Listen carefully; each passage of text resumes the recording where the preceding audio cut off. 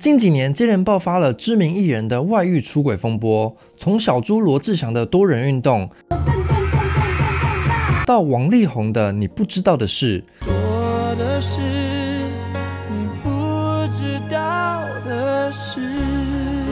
到底人为何会劈腿外遇，又为何会相爱结婚？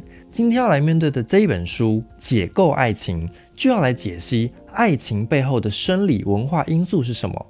这一本书的作者是美国生物人类学家 Helen Fisher， 他是美国知名交友网站的首席科学顾问。他在这本书要从生物学、人类学的观点来解释人为何会劈腿，为何会爱上彼此，又为何会发展出保持忠贞的一夫一妻制。首先，我们先来定义一下，通奸不一定要有性行为，而是只要被认定为对配偶不忠，就算通奸。心理学家调查发现，意大利人在外偷情的比例，男性高达 55%， 女性则有 45%。也就是说，在意大利偷吃是众所皆知的事情，但是整个社会都有一个禁忌，就是不能在公开场合提到这个大家都心知肚明的事情。人类学家 George Murdoch 研究世界上148个社会，发现有120个社会有通奸禁忌，但却有24个社会允许通奸，尤其是在特定节日、特殊场合的时候。例如住在巴西亚马逊雨林的奇库鲁族人，部落里的人每个人都有4到12个情人，而且非常喜欢讨论自己的偷情经验。他们认为这是一种性自由的表达，社会并不会用法律来惩罚。因纽特人甚至有借妻的习俗，如果猎人之间想要巩固彼此的友情，就会给对方借用老婆一下，只要是在女方同意的前提下，妻子就可以跟猎人朋友一起共度几天。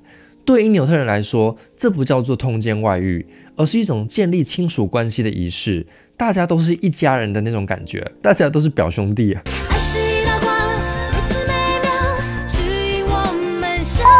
在中世纪的欧洲，甚至流传着一种习俗，就是在臣属结婚的时候，封建领主可以夺走他们新娘的初夜，这叫做初夜权。像是中世纪的苏格兰贵族就有实行这种习俗。但同时，西方也受到犹太基督教文化的影响，而把通奸视为一种罪恶，因为犹太教把丈夫与妻子之间的爱比作是上帝与以色列人民的爱。如果通奸，就好像是背叛上帝，对上帝不忠。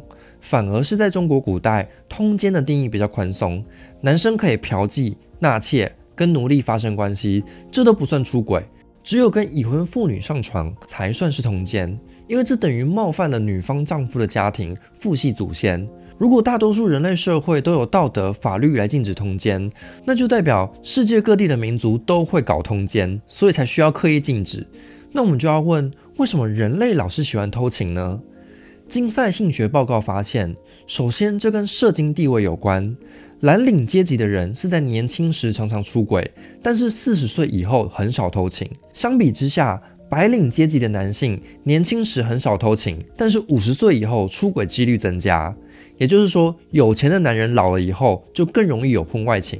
生物学家 Klaus Wedekind 做了一个著名的捍卫 T 恤实验，让女生闻男生的 T 恤，请他们选出闻起来最性感的。结果发现，他们选出来的男性免疫系统里的 NHC 基因都跟他们自己的基因不同。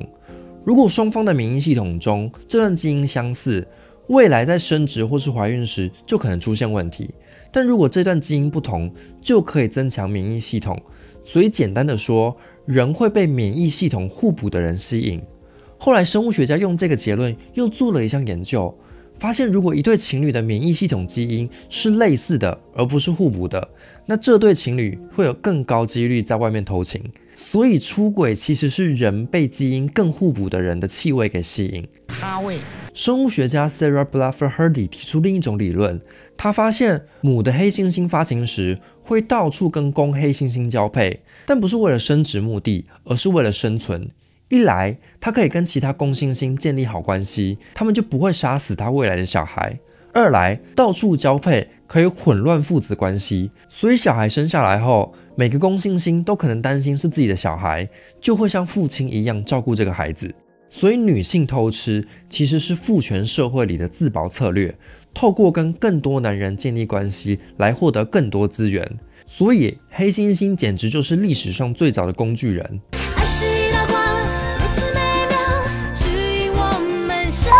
最后还有一种理论是神经科学的解释。神经科学家发现，在恋爱中的人，如果给他们看爱人的照片，比对一般人的照片，看到爱人时，大脑的 VTA 区域会非常活跃。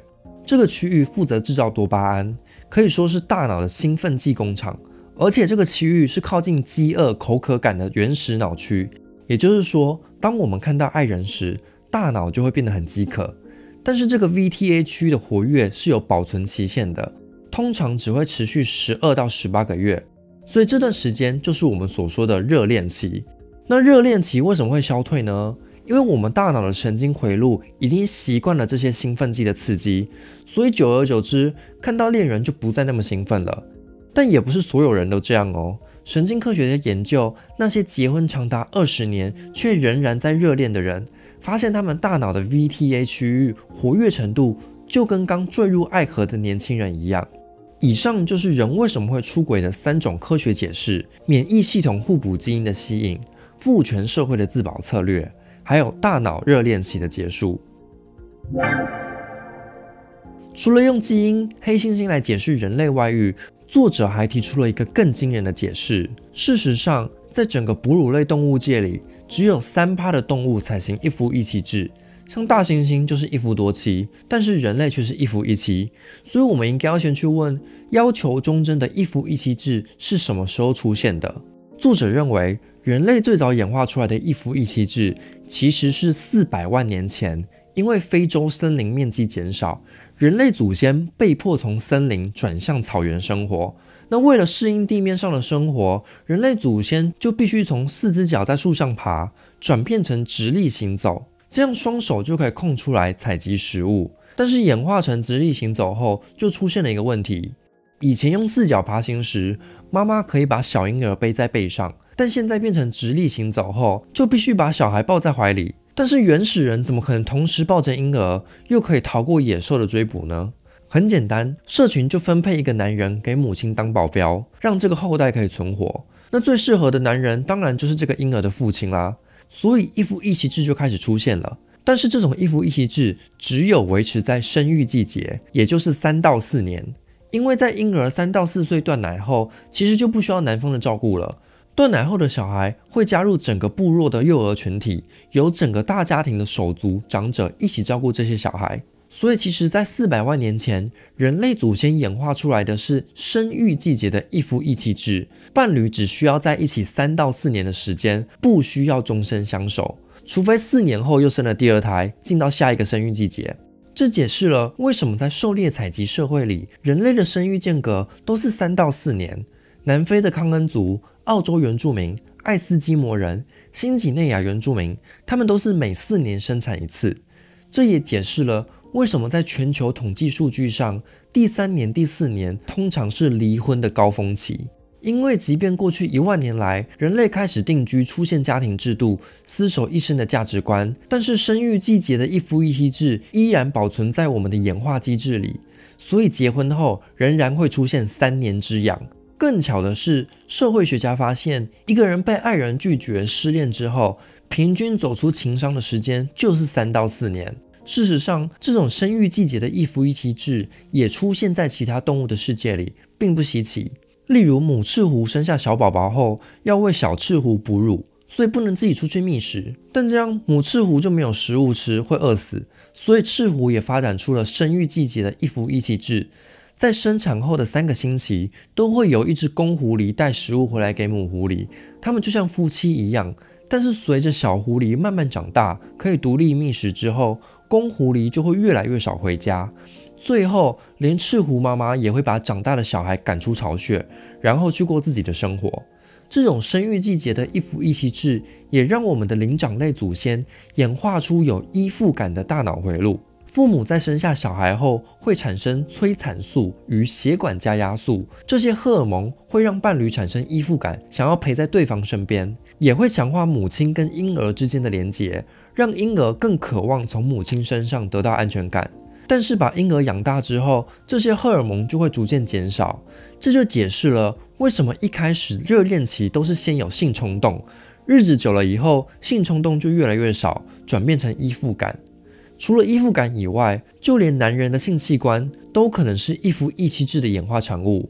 因为跟黑猩猩比起来，男人的睾丸制造出的精子，无论是制造量、储存量、品质都比较少。因为黑猩猩社会里没有一夫一妻制，所以母猩猩可以跟不同的黑猩猩杂交，导致公的黑猩猩必须跟其他黑猩猩的精子竞争，也就必须演化出更大的睾丸，才能储存更多的精子。但是人类因为有一夫一妻制，男人就不需要像黑猩猩一样那么竞争，结果就演化出了更小的睾丸，更少精子量。总结来看，400万年前人类转变成直立行走，竟然开启了一连串与人类性爱有关的演化革命：一夫一妻制、3年之痒、依附感的大脑，还有小睾丸。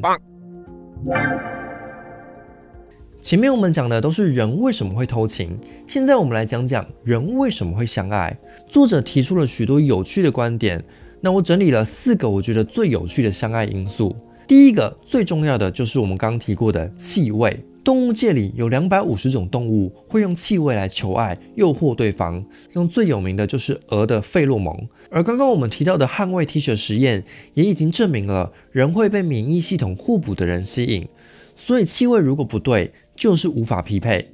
在巴尔干半岛地区，甚至有个传统，男人会在节庆时把手帕夹在腋下，再把手帕当成礼物送给他们邀舞的女伴，让女伴知道他们意下如何。第二个相爱因素是童年经验。心理学家发现，其实人在5到8岁时就开始会建构理想情人的模型。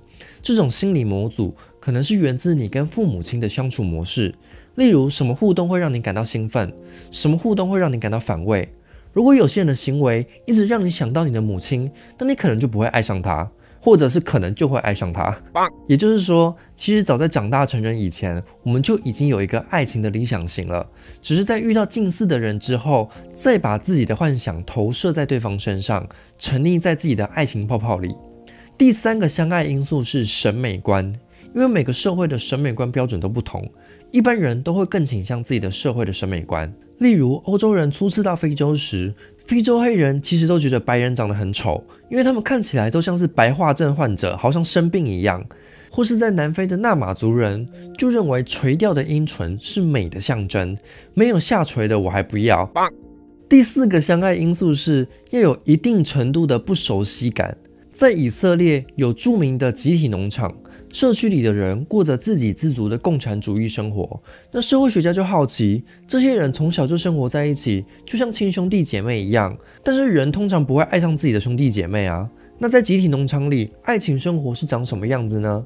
研究结果发现，集体农场里的人通常10岁以前就会成为青梅竹马，每天玩在一起，而他们长大后几乎没有人会爱上对方。社区里的2700对夫妻里，只有13对是从小就玩在一起的。也就是说，人们几乎不会爱上他们非常了解的人，要有足够的不熟悉感，才能在2个人之间产生情愫。多的是你不知道的事。所以当我们爱上一个人的时候，通常是满足了以上的4种条件：免疫系统的互补气味，童年建构的理想型，符合社会的审美观，还有一定程度的不熟悉感。你的生活中已经满足了这4种条件，但却还是找不到人相爱吗？那就试试这款在日台都受欢迎的交友软体派爱族。与其他交友软体不同，它专门打造给想认真寻找恋爱对象的单身男女。派爱族有详细的年龄认证、证件审核机制，严格把关用户的交友安全，减少交友诈骗案的发生。现在就让我们来实测看看这款交友软体派爱族。首先，它跟其他交友软体很不一样的就是它的个人自我介绍可以写到非常详细，就是你可以写个上万字的自我介绍文，然后你在搜寻时也可以把条件设定得很详细，让你更容易找到你的理想型情人。搜寻条件不只有年龄、居住地、外形，还可以选择学历、月薪。因为软体用户都是来找认真的约会对象，所以你还可以选择结婚意愿、碰面意愿。我来选个职业，看有没有 YouTuber。好像没有 YouTuber。最接近的大概是大众传播业，还有什么？还有娱乐产业。然后学历，我来选个研究所毕业好了。然后月薪20万。祝超级歪成功找到对象。建议派爱组还可以再增加一个气味的选项啊，就有科学实验证实的爱情法则，然后用电脑直接帮你找出气味互补的对象。哈味。除此之外呢，派爱组还有一个叫做兴趣社团的功能，就是让你从共同兴趣来跟交友对象配对。好像是这里头有天竺鼠车车，还有什么？天哪，感觉都是很7、8年级生的回忆。我来选一个超级歪的兴趣社团电影。哇，所以他点进去之后还会再细分你喜欢什么样类型的电影。我来选个全面启动第3层。哦，所以他点进去之后就会出现喜欢全面启动的用户，然后你就可以在这里面直接找有共同兴趣的好友。那据说它这里面有超过2万多个社团，所以应该是很容易找到志同道合的人。如果还是找不到你有兴趣的社团，你也可以自己创立。好，我可以来创一个超级歪爽歪歪俱乐部，欢迎观众来派组找这个社团哦。如果你还想知道更多关于爱情的科学知识，或是你还在寻找你的理想情人，欢迎你一起来阅读这一本《解构爱情》，学习什么叫做爱，一边使用 Pairs 派爱族，实践什么叫做爱。本集影片由 Pairs 派爱族赞助合作播出，派爱族软体下载连结请到资讯栏下方查询。别忘了留言加分享本集影片贴文，就有机会抽《解构爱情》一本。也欢迎你加入 YouTube 频道会员，就可以定期收看会员专属影片哦。